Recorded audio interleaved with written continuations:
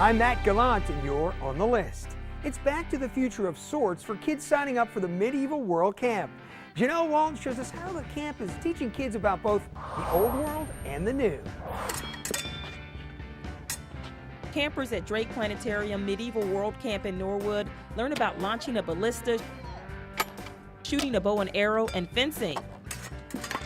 Fencing is a sport with a very, very long history, but it started basically as training for warfare. People would go and train in fencing to learn technique, how to fight an opponent. The movie Braveheart is where a lot of kids get their history lesson of what it was like to live in the Middle Ages. There were lots of battles with swords. At camp, students get the hands-on experience of designing a ballista. By building it for themselves, kids learn important engineering lessons. John and other members from Xavier University's fencing club say the sport of fencing also teaches students an important lesson in respect.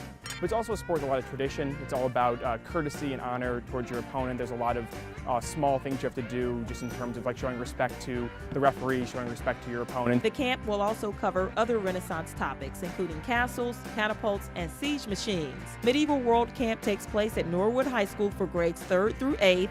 Log on to drakeplanetarium.org for dates and times. Next on our list, from the Middle Ages to the Civil War, parents and kids can both get a history lesson in the battle that changed the face of America. Oh, we're having a Civil War reenactment. We're going to focus on two battles that were part of the Tullahoma campaign. Michael Hernandez, he's going to be wearing this Western theater uniform from around 1862 during the Civil War weekend.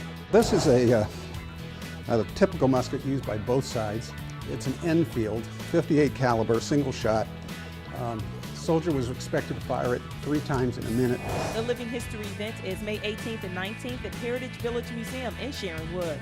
For The List, I'm Janelle Walton.